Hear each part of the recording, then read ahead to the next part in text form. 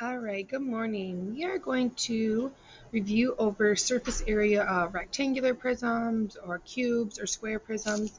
Again, I know we did this in class, and you did this last year with Mrs. Thalen or Mr. Roy, but for those of you that have been gone, I'm going to review over this a little bit. So we know this is a rectangular prism because our two bases are rectangles and our sides are rectangles. So when we have these, we can categorize them to make our life a little bit easier.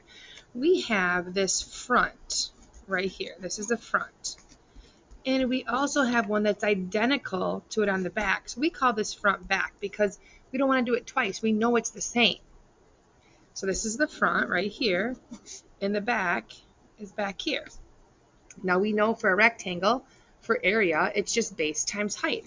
So here's my base, which is 3, times my height, which I know from back here is 2. So we have 3 times 2, which is 6. Now, this is the part sometimes that you can do it a couple different ways. Well, we know there's a front and a back, so there has to be 2. So it has to be 6 times 2. We can't forget that. That's front and back, so that's going to be 12. Now, let's look at some other rectangles that we have. We have one over here. And this one is the same side as the one on the other side. So I'm going to call this right and left. This one and then the one on the other side that we can't see. Again, we have base times height.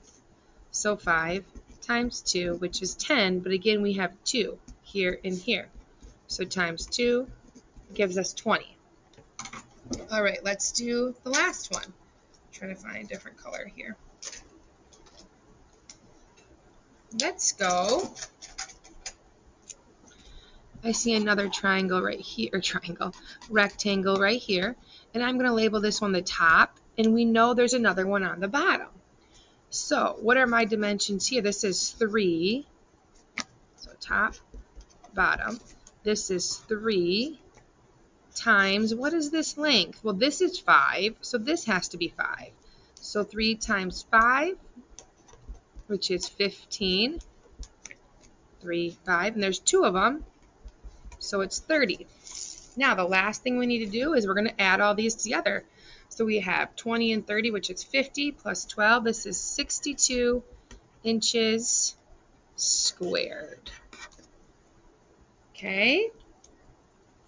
Let's try another one. Let's look at number 2. Okay.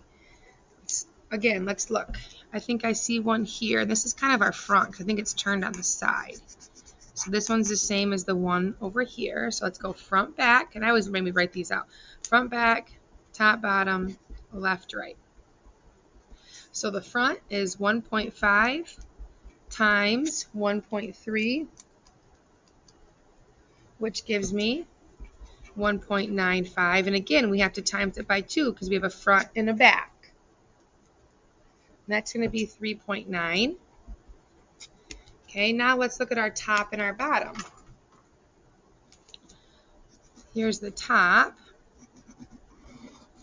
So I know that this is 8, because it's down here, is 8 times, what is this going back? Well, this is 1.5, so this has to be 1.5. So 8 times 1.5, which gives me 12, times 2 is 24.